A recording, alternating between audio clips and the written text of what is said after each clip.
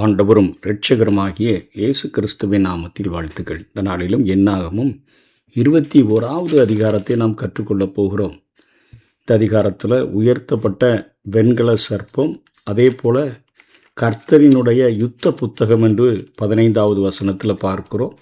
அதனை அடுத்து எஸ்போனும் அவனுடைய எதிர்ப்பும் என்கிற காரியங்கள் இந்த அதிகாரத்தில் இடம்பெற்றிருக்கிறதை நாம் பார்க்க முடிகிறது.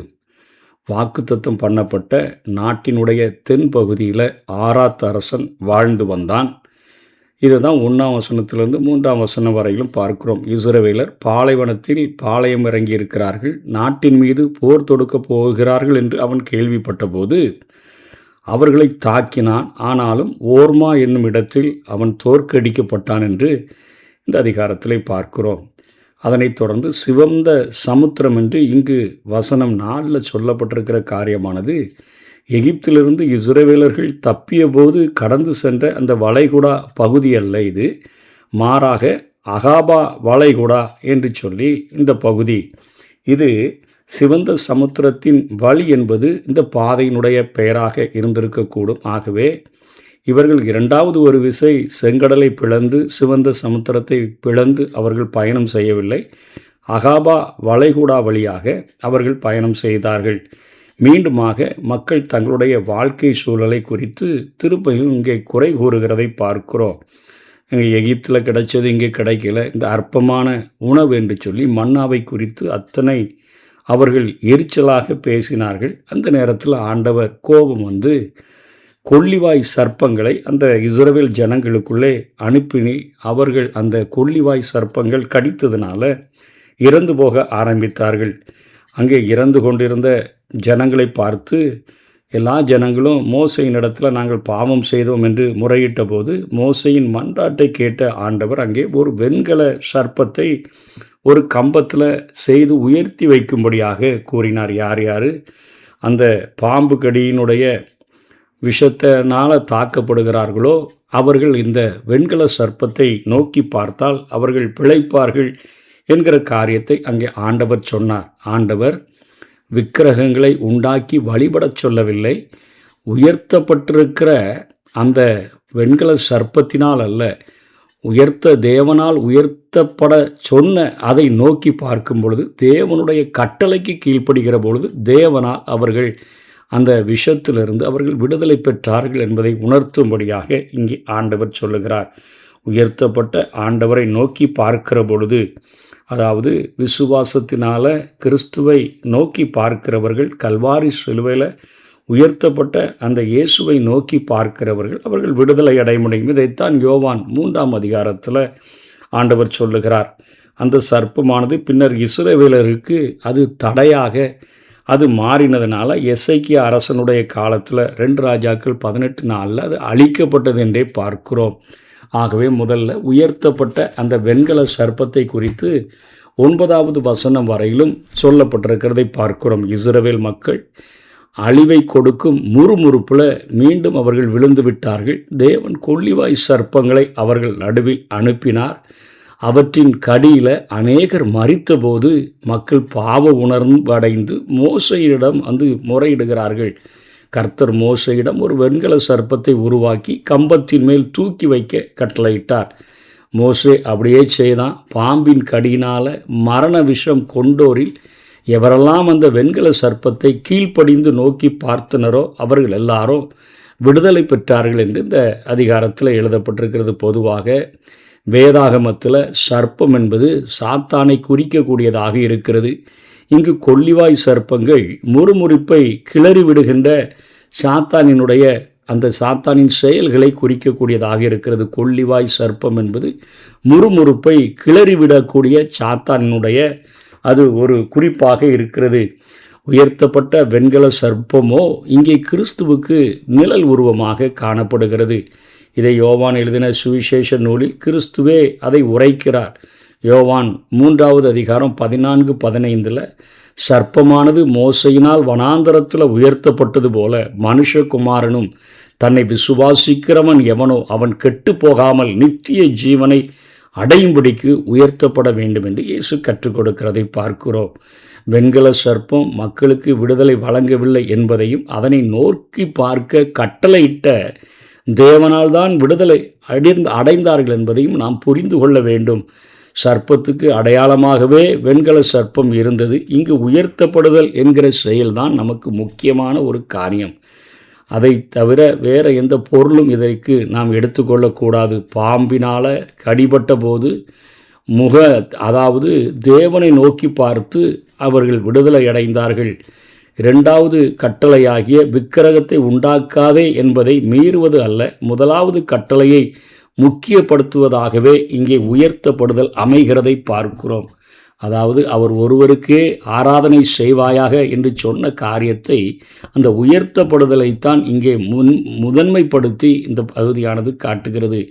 கிறிஸ்துவும் தன்னை சர்ப்பமாக உயர்த்தணும்னு சொல்லலை, தாம் உயர்த்தப்பட வேண்டும் என்று தான் அவர் கூறுகிறார்.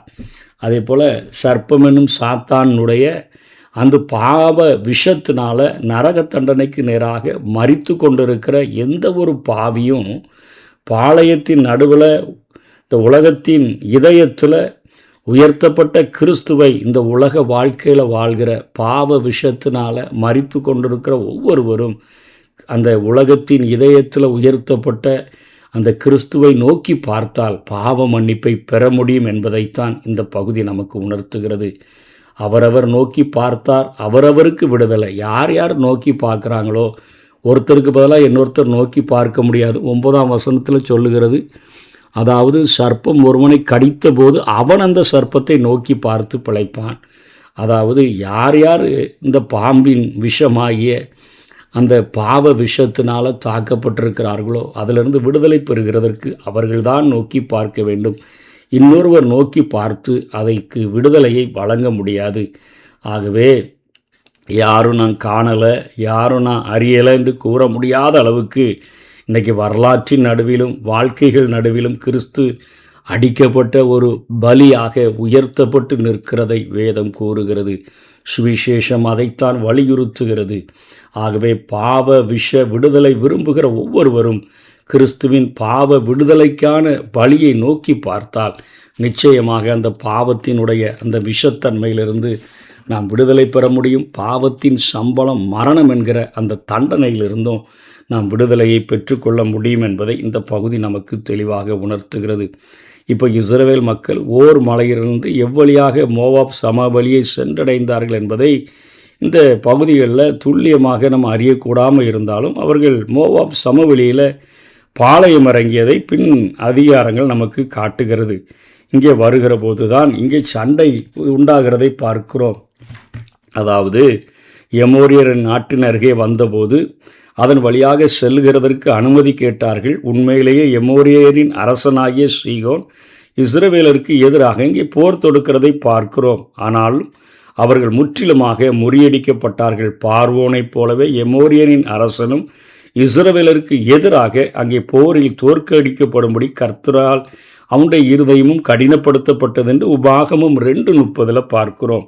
அதே போல் எமோரியரின் அக்கிரமம் அங்கே நிறைவடைந்தபடினால கர்த்தருடைய நியாய தீர்ப்பை அந்த எமோரியர்களின் மேலே செலுத்துகிறதற்கு ஆண்டவர் இஸ்ரவேலரை இங்கே கருவியாக பயன்படுத்துகிறதை பார்க்கிறோம். ஆகவே அவர்கள் பாடல்களை பாடி, அதாவது இந்த பகுதியில் கவி கட்டுகிறவர்கள் என்று சொல்லுகிறதே அந்த கவிஞர்கள் பாடல்களை பாடி அங்கே ஏளனப்படுத்துகிற காரியங்கள் 27வது வசனத்திலிருந்து 30வது வசனம் வரையிலும் அங்கே சொல்லப்பட்டிருக்கிறதை பார்க்கிறோம். அவர்கள் நீங்கள் அங்கே மோவாப் அரசனிடத்திலிருந்து கைப்பற்றப்பட்ட பகுதியை நாங்கள் இப்போ பிடிச்சிட்டோம் அப்படின்னு சொல்லி அத்தனையாக ஏளனமாக அங்கே பாடல் பாடுகிறதை பார்க்கிறோம்.